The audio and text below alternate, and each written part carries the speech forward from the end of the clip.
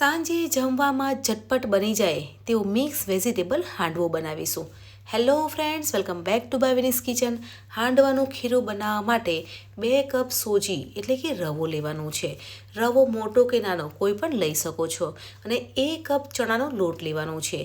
2 cup સોજી લઈએ છીએ ત્યારે 1 કપ ચણાનો લોટ લેવાનો છે. હવે સોજી અને ચણાનો લોટ સાથે મિક્સ કરવાનું છે. 1 કપ ખાટું દહીં ઉમેરવાનું છે અને 1 કપ પાણી ઉમેરવાનું છે. અહીંયા હું ખાટું દહીં લઉં છું.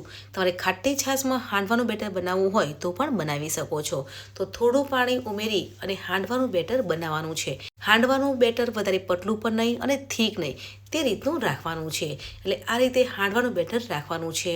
અને બેટર 10 મિનિટ મૂકી રાખીશું એટલે સોજી ફૂલી જશે, એટલે પાણી ઓછું લાગશે. એટલે આ રીતનું બેટર રાખવાનું છે. ઢાંકણ ઢાંકી અને બેટરને 10 મિનિટ મૂકી દેવાનું છે. મિક્સ શાકભાજીનો હાંડવો બનાવીએ છીએ ત્યારે મેં પાલક, ધાણા, સ્વીટ કોર્ન એટલે કે મકાઈ અને ગાજર લીધા છે. તમારે બીજા કોઈ શાકભાજી લેવા હોય તો લઈ શકો છો. હવે બધા શાકભાજીને ઝીણા સમારવાના છે. અહીંયા 10 મિનિટ થઈ ગઈ છે અને તમે જોઈ શકો છો કે હાંડવાનું બેટર બનાવ્યું છે તેમાં સોજી ફૂલી ગઈ છે. એટલે થોડું પાણી ઉમેરવાનું છે અને બેટર પતલું કરવાનું છે. હવે બેટર વધારે છે એટલે થોડું બેટર બીજા બાઉલમાં લઈ લઈશું. હવે અડધી ચમચી હળદર ઉમેરવાની છે, સ્વાદ પ્રમાણે મીઠું ઉમેરવાનું છે અને અડધી ચમચી અજમો ઉમેરવાનો છે. બધા જ મસાલા સાથે મિક્સ કરવાના છે. અને બેટર થીક લાગે તો થોડું પાણી ઉમેરવાનું છે અને બેટર પતલું કરવાનું છે.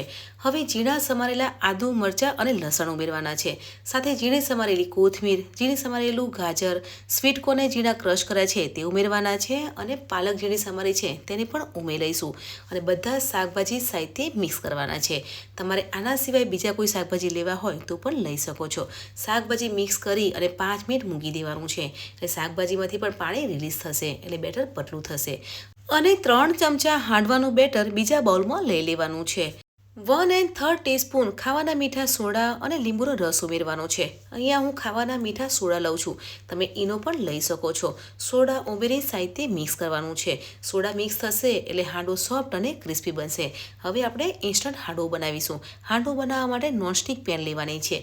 પેન ગરમ થાય પછી અડધી ચમચી તેલ ઉમેરવાનું છે. તેલ ગરમ થઈ જાય પછી અડધી ચમચી રાઈ, સફેદ તલ અને મીઠા લીમડાના પાન ઉમેરવાના છે. અને હાંડવાનું બેટર પેનમાં ઉમેરવાનું છે અને સાથે સ્પ્રેડ કરવાનું છે. ઉપરથી સફેદ તલ ઉમેરવાના છે.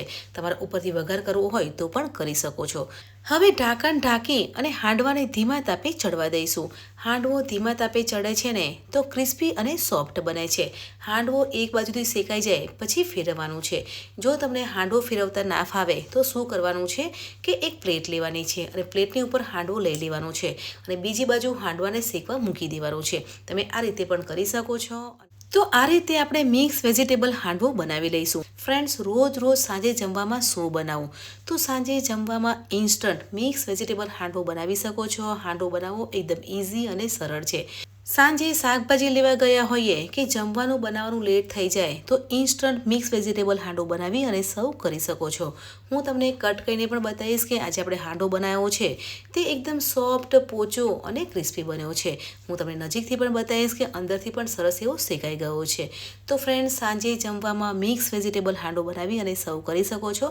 રેસીપી કેવી લાગી કમેન્ટ સેક્શનમાં જરૂરથી જણાવજો. વિડીયો સારો લાગે તો વિડીયોને તમારા ફ્રેન્ડ્સ અને ફેમિલીમાં જરૂરથી શેર કરજો. મળીએ છીએ નવી આસાન અને હેલ્ધી રેસીપી સાથે.